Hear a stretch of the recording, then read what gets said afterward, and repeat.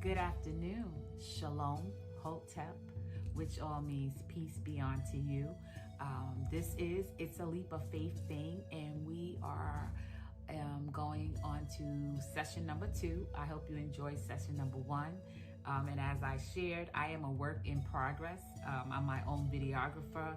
I'm my own photographer. So I promise I will get better as we go along. But I just want to share again that I'm doing this because I'm trying to connect all of us as a people.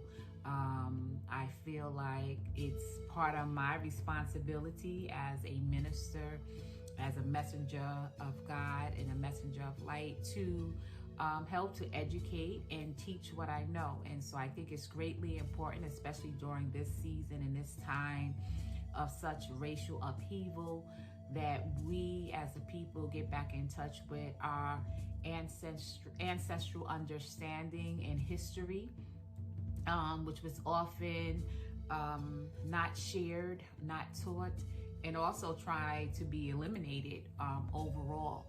And so I think we understand ourselves better as a people when we understand our truth, and we begin to look at why possibly the truth was hidden for many reasons, but we need to understand that. So on last week, the first session, I shared that I will be teaching yoga from a Kemet understanding, ancient Egyptian understanding, as well as doing African dance.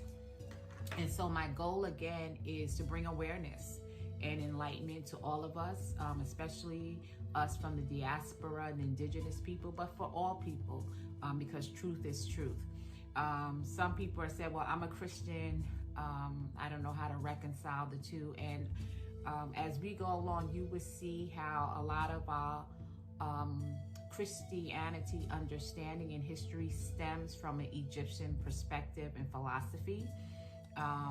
Actually, it was taken or borrowed from that understanding. And we need to know that, especially as the Egyptians, the Africans being the first people in the world upon the earth. And so we have to honor that. And that's something that I find as a Christian minister, we don't do enough. And a lot of that has to do with how we interpret the biblical text. It also has to do with our understanding, our failure to understand the history of Christianity. And so with that being said, because I can't spend a lot of time teaching that here, I'm going to be doing a teaching on Wednesday nights around 8:15 p.m. and talking about the Christianity they don't tell us about, which is about how Christianity started. The philosophy, the understanding of Christianity, the premise of Christianity started again with the Africans, started again in Egypt. So that's another discussion. Please join me. I will give more information about that as we go. But I want to connect us to this week's session. Again, going back a little bit. Again, helping us to understand and to link our African heritage and history and understanding to yoga. I shared with you that yoga started. It was created by the ancient Egyptians, but then was later defined into a literary form by the Indian sages. So what you need to understand, these Indian sages, guess where they came from? Egypt and Ethiopia. They traveled, ended up in India, started the tradition there, and then it was handed down.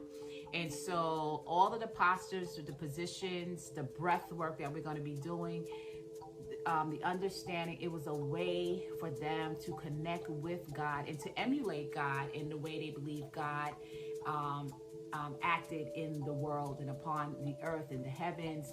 And so they try to emulate God. And so often you see in ancient Egyptian history, they have the different animal heads or things on, and a lot of people don't understand it, but that's just really describing the characteristics or the nature of God. And again, we'll go into that more into the other study on Wednesday. But yoga, if you remember, is defined as yoke, to link back to the original source, the original essence, which is God. And so yoga for me helps us to achieve our liberation and our freedom from bondage and the human existence as we know and understand it. So there's so much I think we don't understand as humans in regards to our relationship with God, the supreme being of all things, and how we are to be as humans upon the earth. And so this is for me, this journey that we're taking together for the next 6 weeks, and hopefully we will continue on. This is about discovering your true self and about attaining enlightenment and awakening. And so I shared on last week that Smai, S-M-A-I, Smai, Tai, means the union of two lands, and that was Upper Egypt and Lower Egypt. And also Sema, S-E-M-A, also means union. And hopefully in this slide, I will show you some pictures of the positionings or what that looks like. Again, this is about the connection of the lower, higher, and lower selves. And so in this, we understand this union. This is a reunion of the individual soul with the higher self. How do we bring our lower and higher selves together to become as one so that we can be our truth and our authentic self? So last week I ended with sharing I would start the story of how we are to better understand this Smai Ta, this Sema, this union of lower and higher self coming together. And so this story starts with, many are familiar with the name Osiris or Asar and Aset or Isis, and them being married, and also them having a son, Heru, also known as Horus, who is an incarnation of his father. And Osiris, Asar, was killed by his brother, Set, who out of greed and a demonic type of tendency craved to be the ruler of Egypt. Osiris was the ruler and the king of Egypt, and his brother Set was jealous. And so his brother Set killed him, and his son, and Osiris' son, Heru, or Horus, how do you say it, went after his uncle Set to get revenge on Set for killing his father. And so this symbolizes again this struggle between the higher self and the lower self. Osiris being the king, the righteous king, the divine king, and then here comes his brother Set, which represents our lower self, that worldly part of us that interferes with our divine self. Pretty much how we understand how we live life. And so again, there was also this understanding of a kingdom and a queendom, the higher self, and then the lower self, which was very worldly. And so again, this understanding of this higher and lower self symbolizes the struggle of every human being to regain rulership of their higher self and to subdue the lower self. And so that's throughout all of pretty much religious understanding, that you want to strive to become more divine. You want to strive to have more of a Christ consciousness. You want to strive to be more godlike, more greater. So this is something, again, that cross religious understandings and pretty much cultures where we again can come together on this type of understanding. So when we do yoga, yoga is understanding that we again are trying to become our true selves. We are trying to become more godlike. We are trying to attain a Christ consciousness. And so the yoga postures and positioning, we know that it's called asana, helps us to obtain that. And so when we practice yoga, again, it's about us connecting one with each other, connecting with God, and the movement and the postures help us to do that. And so I'm going to just read a little bit more, because also in the yoga presentation, I shared the words in Sanskrit, but I also shared the words in their Egyptian etymology. So I also shared the Egypt words for the postures and the positioning. And so I just want to go over the story again in regards to the Egyptian people understanding the movement, the position, the poses, connecting them to God. And they know for them, God had many characteristics and many understandings. And again, they tried to emulate that. And so they believe the positioning and the postures helped them to achieve that.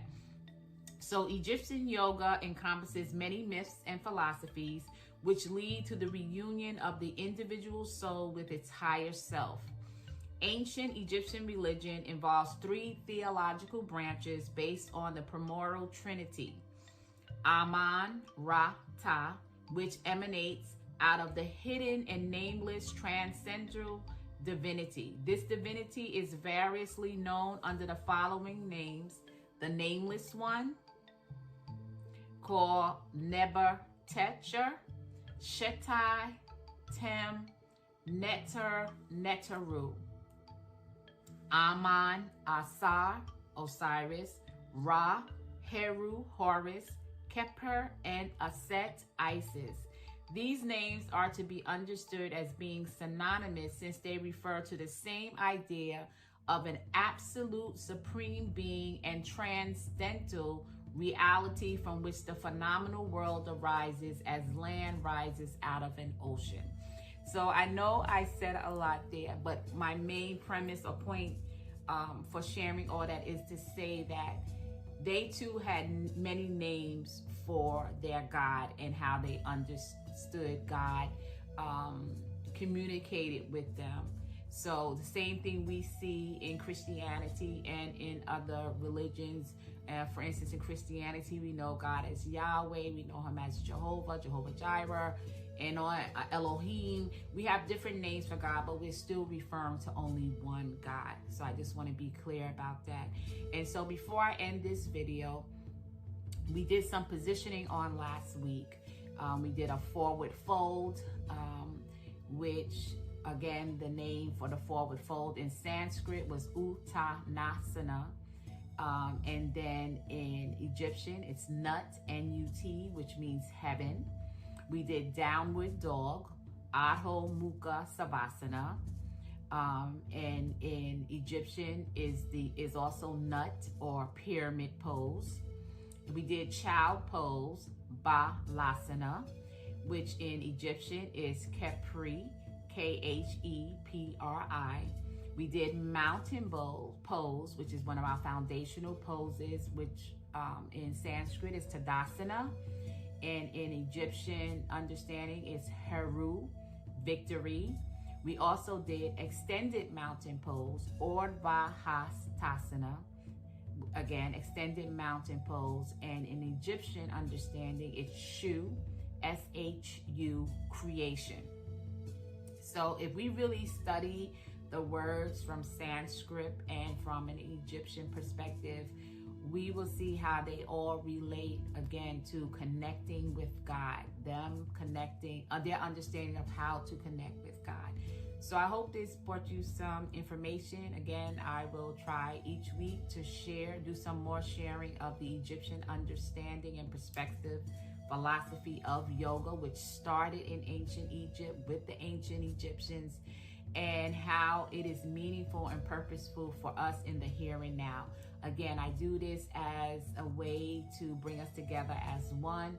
I do this as a way to educate us on our history and therefore our truth.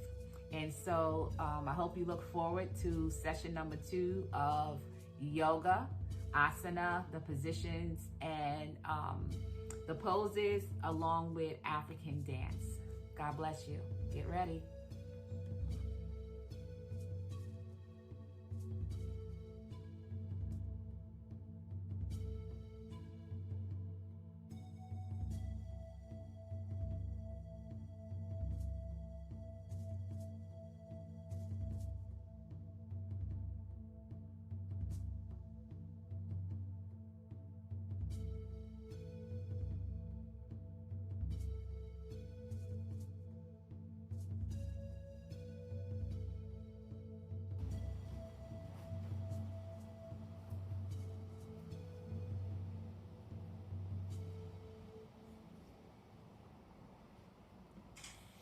Welcome to Kemet Yoga and African Dance.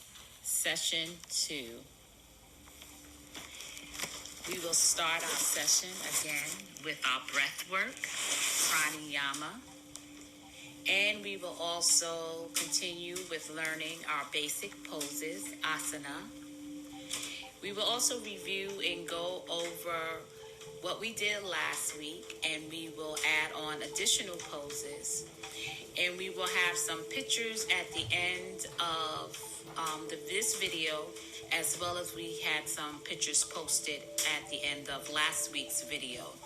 And so you will see the poses and their names. And we will also have a modification video for those who have some concern or challenges with getting down on the floor and doing some of the poses. I will show how you can do it, the poses and the positions, while using a chair or some kind of help to assist you with the poses. Okay, so again, I invite you at this time to take your comfortable seat or your easy seat, Sukhasana, as we learned on last week. Also, lotus pose. I invite you to use your bolster or a pillow or even a blanket to help elevate your hips. And you're going to cross your legs in front of you. And again, for those of you who are able, you can do lotus pose, which is to bring the feet up onto the hips, the thighs, I apologize. So at this time, I invite you to settle in place by placing your palms on top of your thighs. Close your eyes or lower them to a soft gaze in front of you. And just take a moment and begin following your breath. Remembering from last week, I shared you want to build a relationship with your breath. So as you settle in and get comfortable, be mindful of your breath.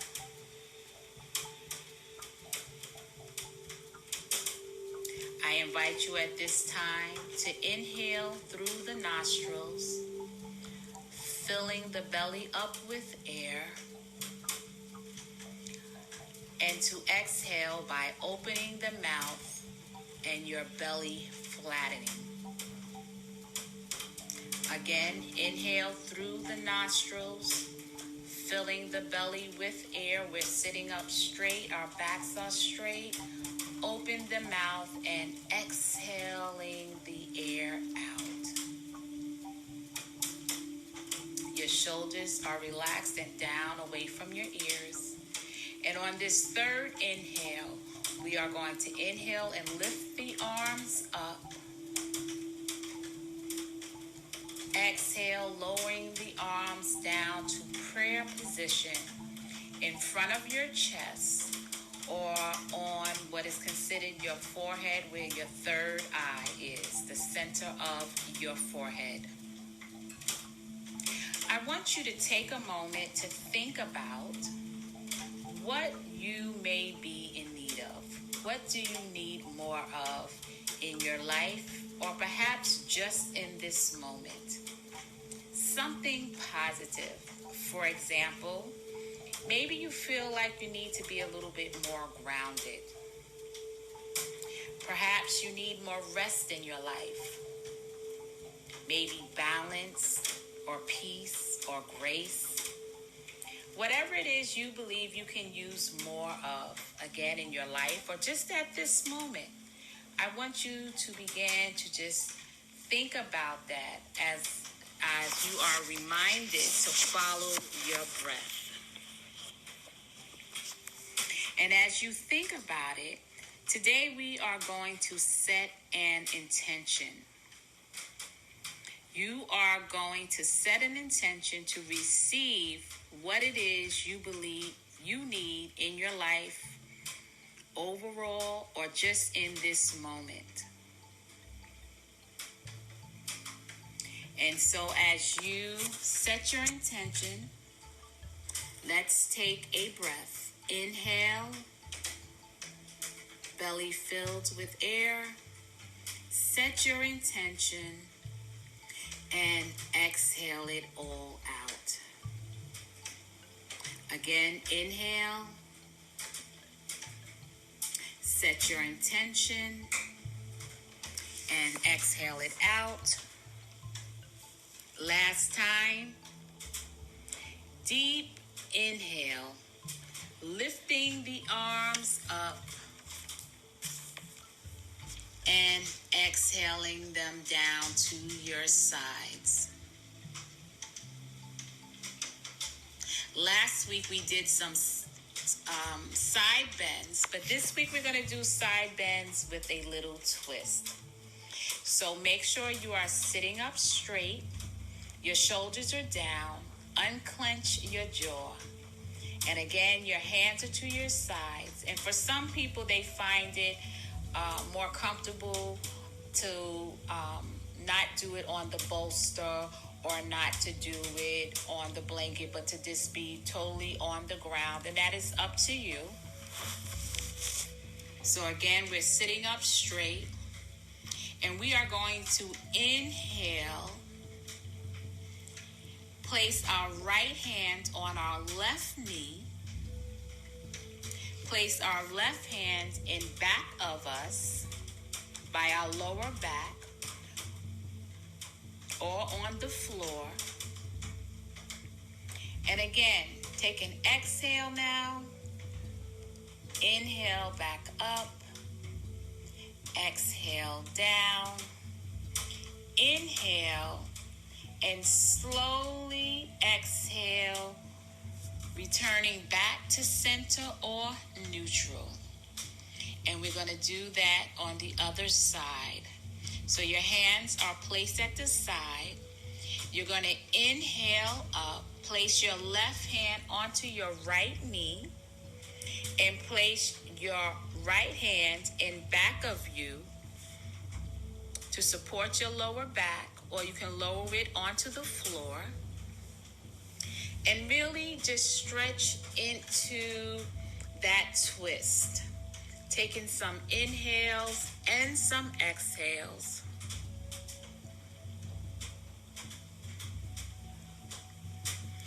And let's inhale and go back to center or neutral.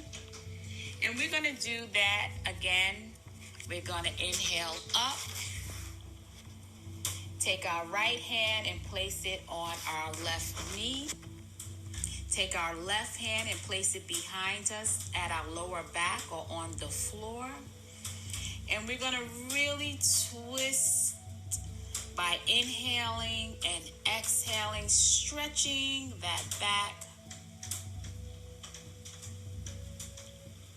And you're going to inhale up, back to neutral or center. And exhale it down. You're going to inhale back up and take your left hand, placing it on your right knee, and place your right hand at your lower back or on the floor. And again, continue to stretch and twist around by inhaling and exhaling. As you inhale, you lift up a little higher. As you exhale, you twist a little deeper. And now inhale back to center or neutral, and exhale it out. Join me for tabletop position. And again, consider using a blanket or some type of padding for your knees. And again, we will have a modified version on a video at the end of this session. So you have your shoulders over the wrist. Your fingers are spread wide open. Your back is straight, not arched. Your head and neck is in alignment with your spine. Your legs are hip width apart. And the top of your feet are flattened against the floor. Do not tuck your toes. Take a moment to follow your breath. remembering your intention and what it is that you need.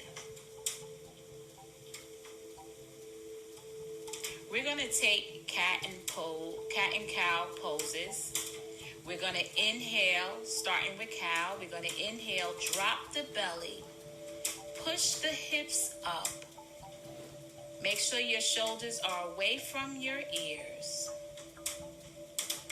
And then we're going to exhale, releasing all the air, flattening the belly, arching up, shoulders are down. Cat position. And let's inhale, back to cow position, dropping that belly, shoulders away from the ears, pushing those hips out, making sure your head and your neck is in alignment with your spine. And we're going to exhale, cat. Again, flattening the belly, tucking the pelvis, and bringing the hips down and arching all the way up. And let's do that again. Let's take an inhale, back to cow position, dropping that belly. Exhale, back to cat.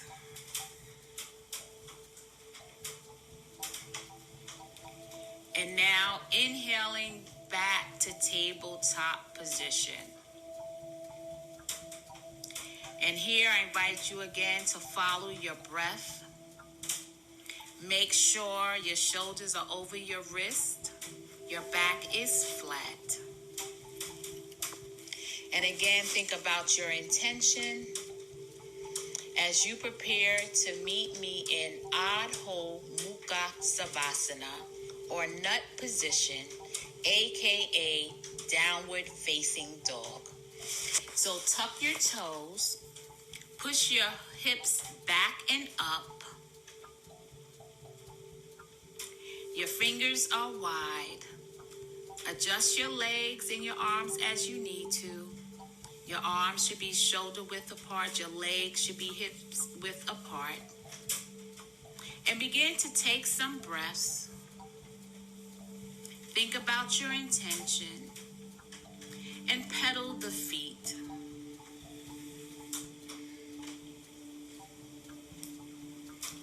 You're going to bend at the knees. Exhale and bend at the knees. Inhale, look forward, and either step or jump to the front of your mat. Exhale to forward fold position, Uttanasana. And we're going to hang out here for a little while.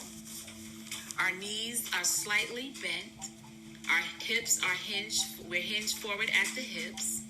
Our legs are engaged. And I invite you to take some breaths on your own. This helps to stretch out your lower back. Again, it gives us a moment to engage fully.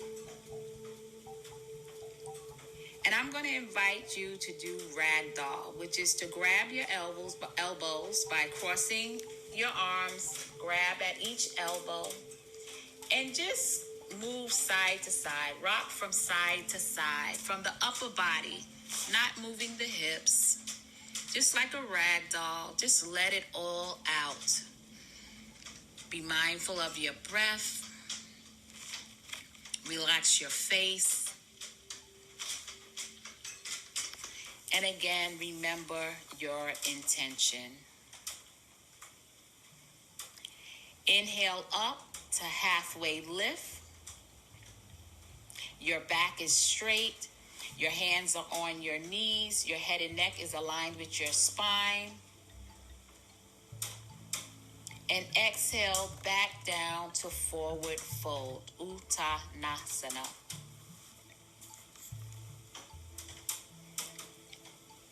Inhale back up to halfway lift. Again, back is straight. Head and neck aligned with the spine. Your hand is on your knees. And exhale it all out, back down to forward fold. And this time we are going to inhale and roll all the way up slowly. Pelvis forward, hips down. And we're going to take our stand in Tadasana or Heru, mountain pose. Again, your legs are engaged. Knees are slightly bent. Back are straight. Your pelvis is tucked. Shoulders are down. And your palms are up, slightly resting on the top of your thighs. Or you can have them in prayer hands to your chest. And I invite you to take an inhale. Open the mouth and exhale it out. Inhale. Open the mouth and let it out. Inhale, bringing the arms all the way up to extended mountain pose, Urdhva Hastasana or Shu. Exhale the arms all the way down. Inhale the arms all the way back up.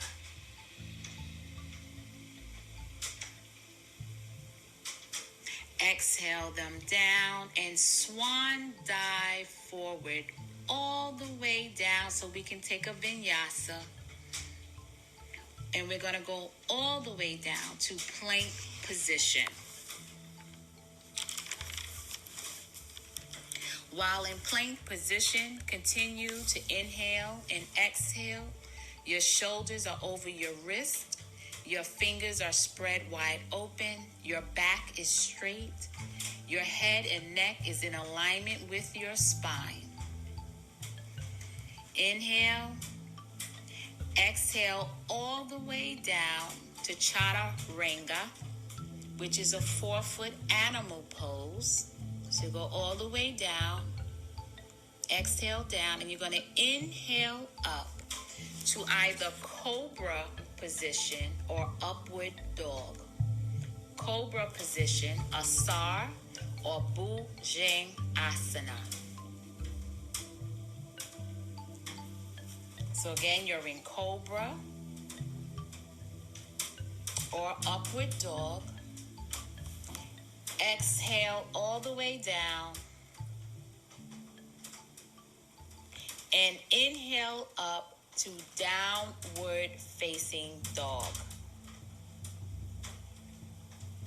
And while you're in downward facing dog, pedal the feet. Continue to breathe. And I invite you to bend at the knees. Exhale it out. Bend at the knees. Inhale. Look forward. And again, step or jump to the front of your mat. Exhale down to forward fold position. And we are going to prepare ourselves to take our sun salutations. While you are in forward fold, again, knees are slightly bent. You're remembering your intention for today. At this time, inhale and roll up, all the way up. Your head should be the last thing to come up. And meet me back in Tadasana, mountain pose. Exhale. Inhale, arms up to extended mountain pose or Shu or Urdhva Hastasana. And we're going to take our vinyasa, meaning we're going to exhale at this time, swan dive forward, which means to put forward the chest and go all the way down to plank position. at plank position. We're going to inhale and exhale. Inhale again. Exhale down. And inhale up. Take a chaturanga to cobra or sphinx position. Give you a moment to get to cobra or sphinx position. Bhujang asana or asa position is cobra. Or you can go to upward facing dog. Exhale it down. And we're going to inhale to child pose position, Balasana. And it is here in Balasana, we're going to take a moment to stretch the hips, calm our nervous systems down. Take some breaths on your own. And begin again to think about your intention that you have set for today. So we're bringing our focus and our attention inward. And we're focusing on our breathing. And as a reminder, in child pose, our toes touch, the big toes touch. Our thighs are either together, or another option is to have the thighs open wide. Our foreheads or our cheeks are to touch the ground. And again, follow your breath at this time and think about your intention.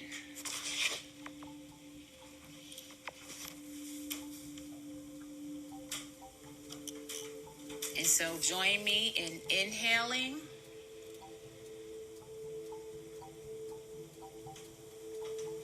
and exhale.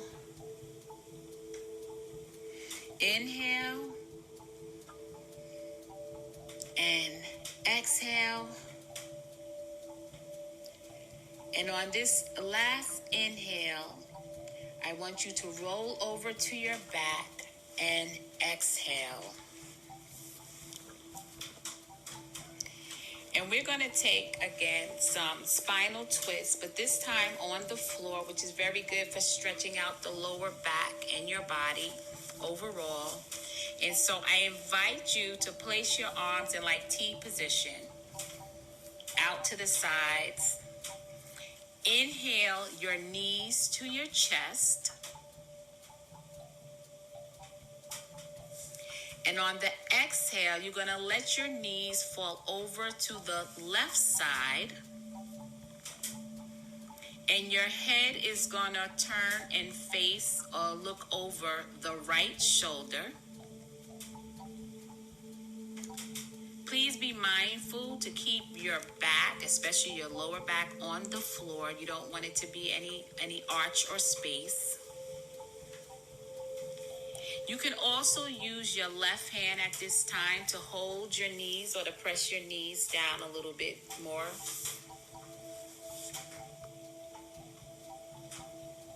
And remember to breathe. And you're going to inhale the legs back up to neutral or center position.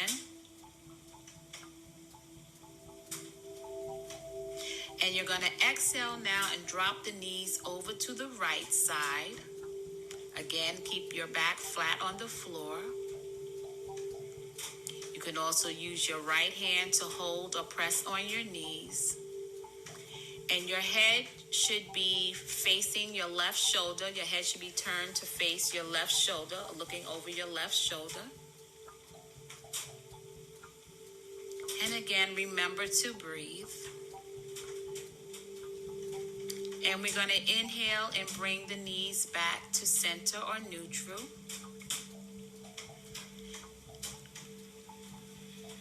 Exhale, dropping them over to the left side. Head facing our right shoulder or looking over our right shoulder. Again, if you like, use your hand to press, your left hand to press on your knees or to hold your knees. And again, take some breaths.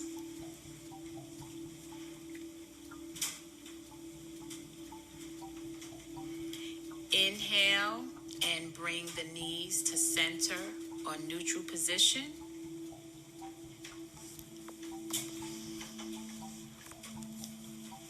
Exhale, drop over to the right side, head looking over or facing the left shoulder. And really take an opportunity to stretch, again, by placing your hand on top of your knees to give you more of a stretch, a deeper stretch. Remember to breathe and take some breaths.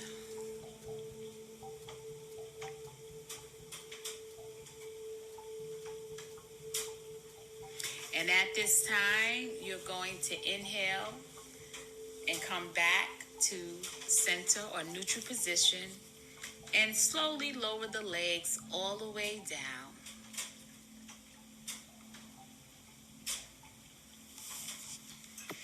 And at this time, as we prepare to take our Savasana, I invite you to get your bolster or blanket or your block so that you can place it under your head or under your knees or your ankles. Because again, remember, our Savasana is our resting pose, also called corpse pose or mummy pose. And as I shared on last week, this is the most important pose of our whole asana session. And so again, you can get your bolster, get a pillow, use your block to get yourself in your resting pose position. Use your blanket to cover yourself at this time. And as I said on last week, it is here that we're not even thinking about our intention, or we're not focusing on what we did do or didn't do in our session today. We're allowing for our body to relax, to fully relax. We're not trying to take control of our thoughts, our breaths, or anything else. We're just relaxing. And we're going to do that for 7 minutes. So I invite you at this time to again take your Savasana. And we will do that for 7 minutes.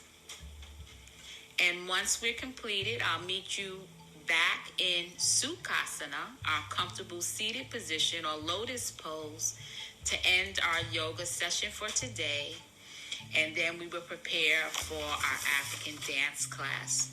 So for 7 minutes, I will put on some music to help us to relax and to rest as we take our Savasana.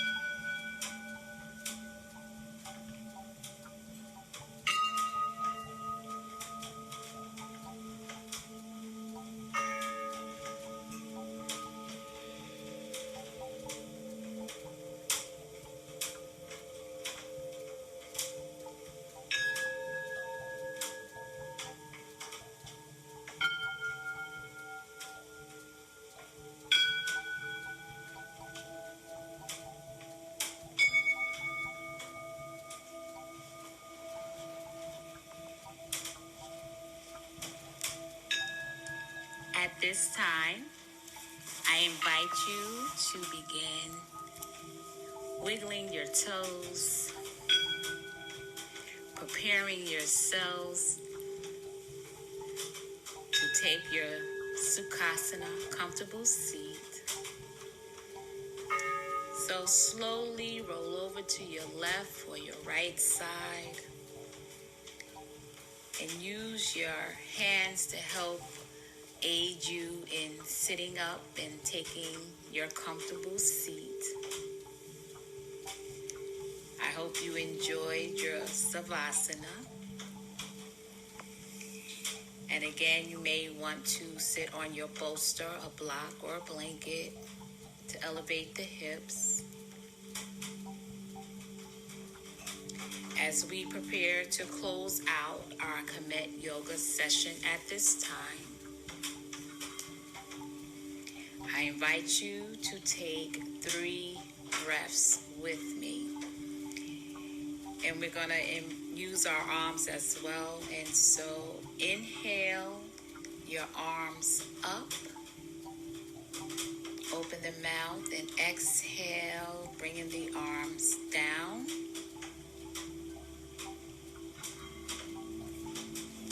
Inhale, bringing the arms up.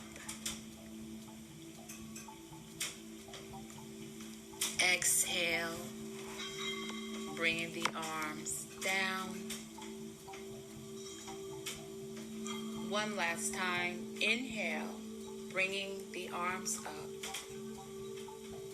And I invite you on the exhale to bring your arms down to prayer, hands to prayer position if you like.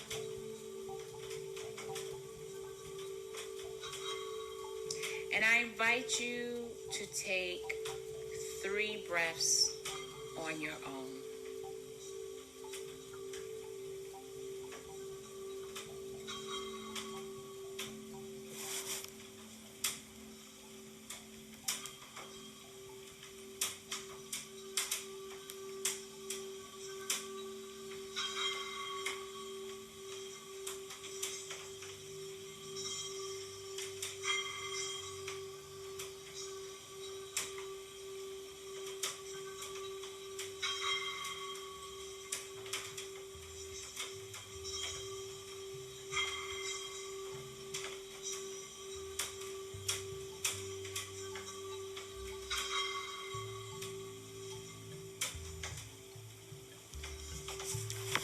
For those of you who do not have your hands in prayer position, I invite you to place your hands in prayer position at this time. Again, in the middle of your forehead or at your chest.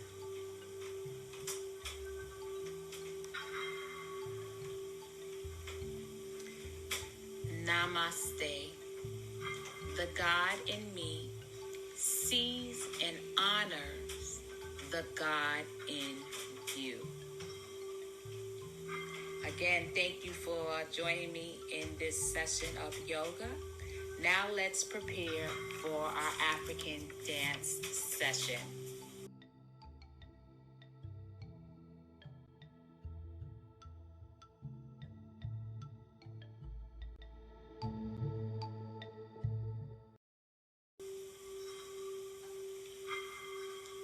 Today in African class, I want you to take time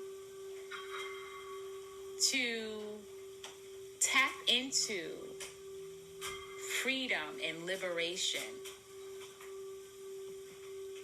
I don't want you to occupy too much of your time with getting the steps or the movement right or concerning yourself about how you look doing the movement. I want to invite all of us to honor ourselves, to honor our bodies, and to make space again for liberation. Tapping into our ancestral history and understanding of how powerful movement is and how movement helped to govern the lifestyle that our ancestors led through trials and tribulations, through rejoicing and celebration. And so I invite you Again, to start out by having some fun as we energize our bodies, as we just enjoy the drumming and move freely. So today, instead of doing isolations like we did last week, our warm-up will be just moving freely to the music. Just enjoying and dancing to the music. So as I put the music on, again, I invite you to just embrace the drumming. Allow for your bodies to embrace the freedom and the liberation that comes through the movement. Energize your bodies at this time. And so let's put some music on.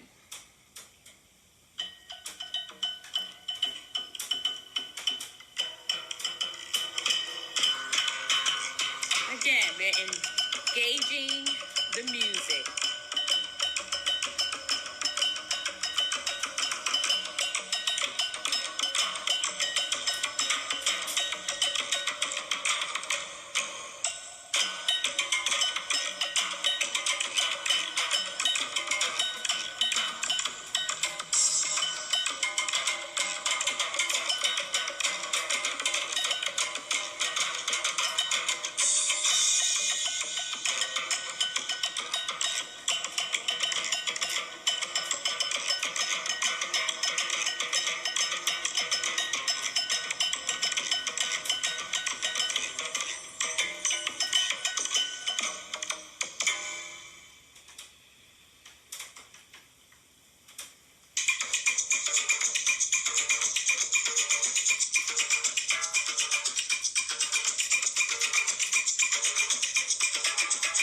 Enjoying the drumming, just letting our bodies flow and move.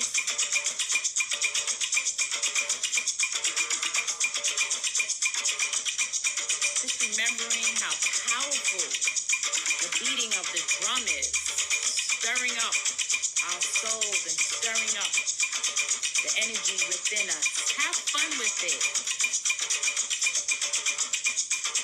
If you think you need to move your upper body more, then move your upper body. If you need more movement in your lower body, then move the lower body more. Bringing your arms and your hands and clapping. Just have fun. You're having your own personal party if you're by yourself. Just enjoying, again, the beat, embracing the powerful history and understanding behind the drum. Just being thankful and grateful to God for the activity of your limbs. Maybe it's just the tapping of the foot, the clapping of the hands. Perhaps you can't do much more than that. Embrace it, welcome it, thank God for it. You can sway the body. That's movement, swaying back and forth.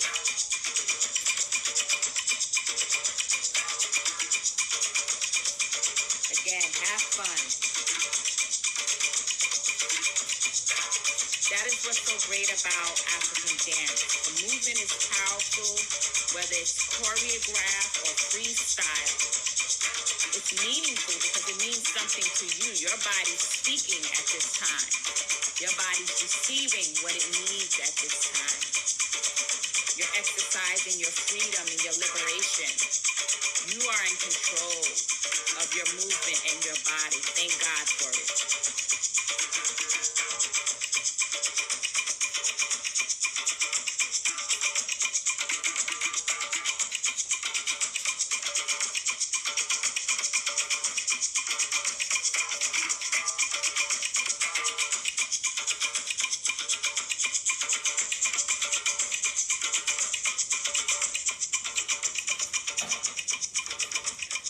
Last week, I introduced to some of you what is known as kibbas. And so we're going to do some more of those today. Again, we're going to add the arms in. We're going to go from side to side. We're going to go forward and up. And so we're also going to add some stepping in it. And so you will notice that kibbas are actually a part of most movement in African dance. And so this is about moving from front to back and back to front. You're moving the upper body as well as the lower body. And so for the next few moments, we're going to do some kibbas. And I'm just going to put some music on that's going to take us through the rest of the session so that we can just have some fun and dance all the way through. All right? So prepare yourself. Shake it all out. And here we go. And again, don't focus on getting the music, the movement correct, or don't focus on the movement looking a certain way. Just go with it. I'm just here to guide and lead. And so you don't have to do it exactly the way I'm doing it. I'm actually going to try to add some freestyling in it to help motivate you and encourage you. But enjoy the drumming. Get into the beat. Tap into it.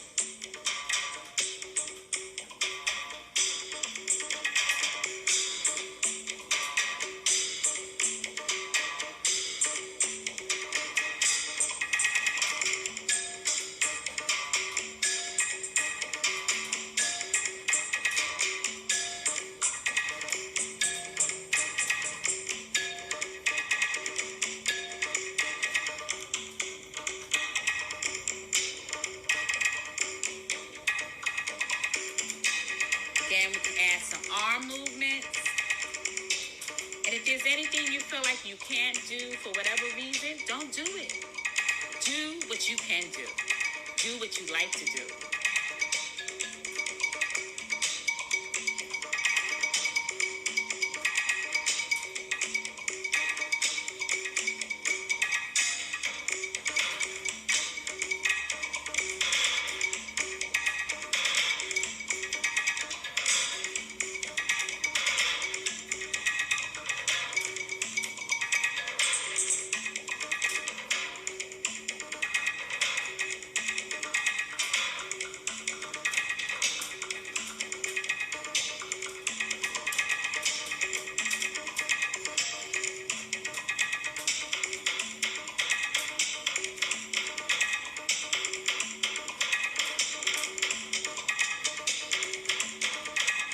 What you may want to think about as you do some kibba movement, remembering cat and cow, right?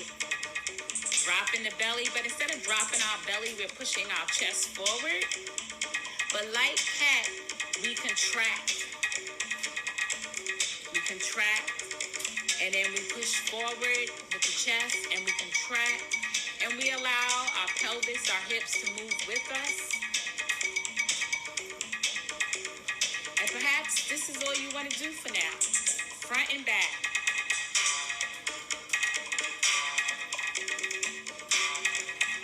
And so do front and back, take some steps around, as in a circle, make some circular movement. Perhaps we can get a little lower with it. Come up higher. Add some arms.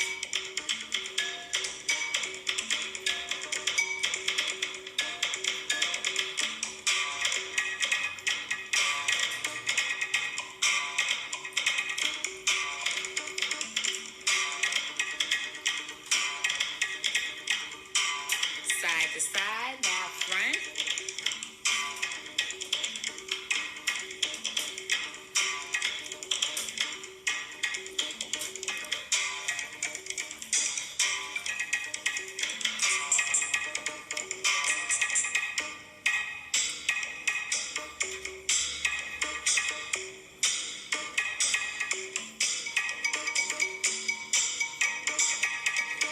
Somebody say, how low can you go?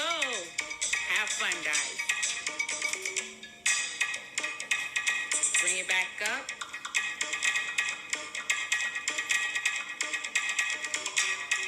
Step side to side.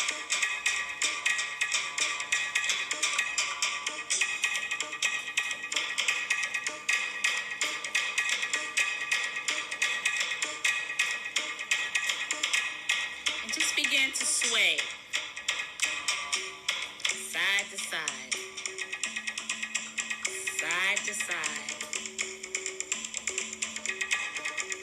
we prepare to come to a close, just sway.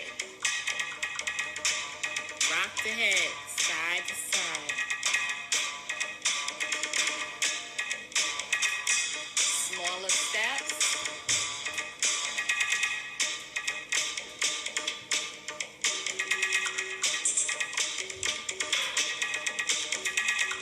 Lift arms up. Give thanks and praise. Lower them down.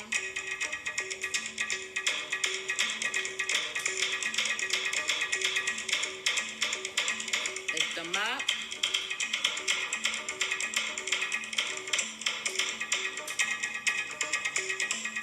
Anybody remember mountain pose? Extended mountain pose.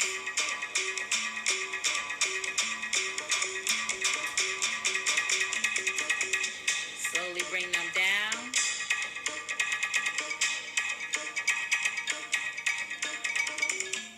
Let's place them by our hearts. Continue just to move with the beat. I feel so honored. I feel so blessed. I'm grateful and I'm thankful.